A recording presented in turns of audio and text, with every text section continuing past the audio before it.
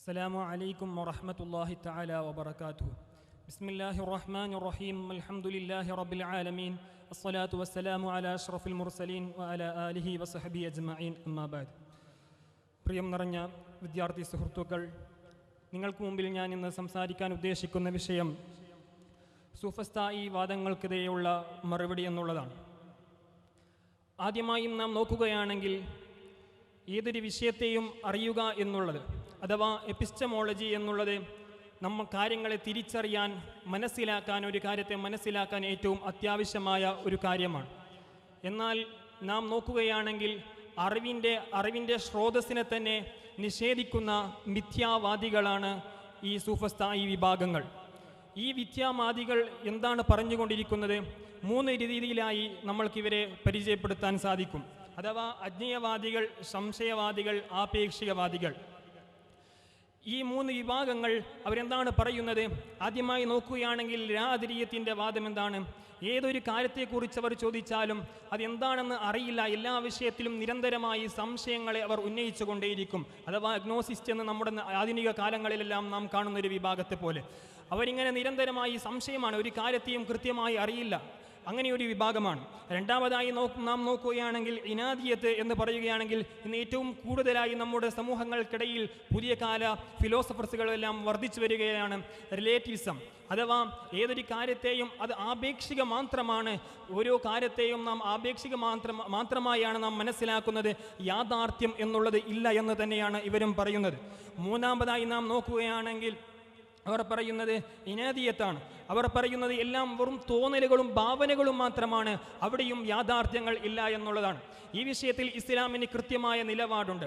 നാം ഇസ്ലാം ഏതൊരു വിഷയത്തെയും എടുത്തു നോക്കുകയാണെങ്കിൽ 2 രീതിയിലാണ് നാം വിഷയങ്ങളെ എപ്പിസ്റ്റമോളജിക്കലായി മനസ്സിലാക്കുന്നത്.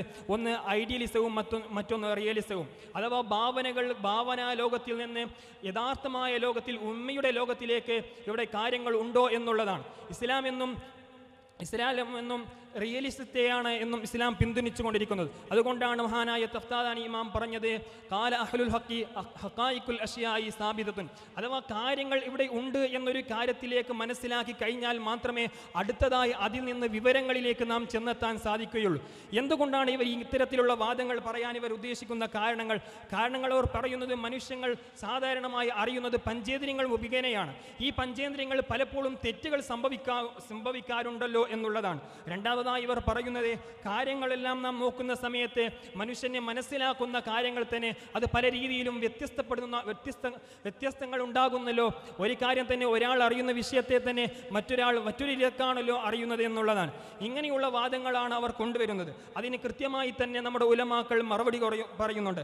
കാരണം മനുഷ്യന്റെ പഞ്ചേന്ദ്രിയങ്ങളെ കൊണ്ട് മനസ്സിലാക്കുന്ന കാര്യങ്ങൾ അത് തെറ്റ് സംഭവിക്കുന്നുണ്ടെങ്കിൽ അതിലേക്ക് വരുന്ന പുതുതായ കാരണങ്ങളെ കൊണ്ടാണ് അതിൽ തെറ്റ് സംഭവിക്കുന്നത്. വല്ലവരുടെയും വിഷയങ്ങളിൽ തെറ്റ് സംഭവിക്കുകയാണെങ്കിൽ അതിനാൽ യാഥാർത്ഥ്യം എന്നുള്ളത് ഒരിക്കലും ഇല്ലായ്മ എന്നുള്ളത് ഉണ്ടാവുകയില്ല എന്നുള്ളതാണ്.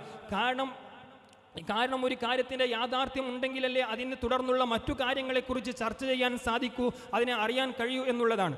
മൂന്നാമതായി നാം നോക്കുകയാണെങ്കിൽ ഈ മറ്റൊരു വിഭാഗം പറയുന്നത് എല്ലാ കാര്യങ്ങളും ഇവിടെ ഇല്ലായ്മ എന്നുള്ളതാണ്, ഒന്നിനും ഉണ്മയില്ല എന്നുള്ളതാണ്, ഒന്നും യാഥാർത്ഥ്യം എന്നുള്ളത് ഇല്ല.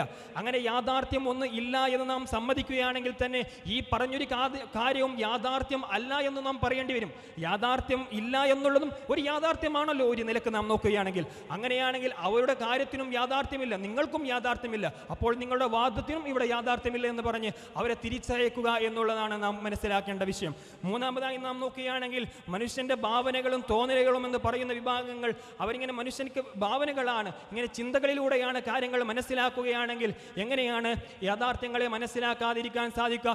കാരണം നാം നിരന്തരമായി ഓരോ കാര്യങ്ങളെയും കണ്ടുകൊണ്ടിരിക്കുകയാണ്, ഇവിടെ കാര്യങ്ങൾ അനുഭവിച്ചു കൊണ്ടിരിക്കുകയാണ്. ഒരാൾ വിശക്കുന്നു എന്നുള്ളത് ഏത് വിവരവും ബുദ്ധിയും ഇല്ലാത്ത ഒരു കുട്ടി പോലും കരഞ്ഞുകൊണ്ട് പറയുന്നു എനിക്ക് വിശപ്പുണ്ട് എന്നുള്ളത്. അങ്ങനെയുള്ള കാര്യങ്ങളിലൂടെ അവർ യാഥാർത്ഥ്യങ്ങളെ ഉള്ളത് കൊണ്ടാണ് അതിനെ പ്രകടിപ്പിക്കുന്നതെന്ന് നിരന്തരമായി നാം മനസ്സിലാക്കുന്നതാണ്. അതുകൊണ്ടാണ് ഇസ്ലാം എന്നും റിയലിസത്തെ പിന്തുണക്കുന്നതും അതിലൂടെ വിജ്ഞാന സ്രോതസ്സിലേക്ക് നാം എത്തിച്ചേരുന്നതും. ഇവരുടെ ഏറ്റവും വലിയ പ്രശ്നം എന്താണ്?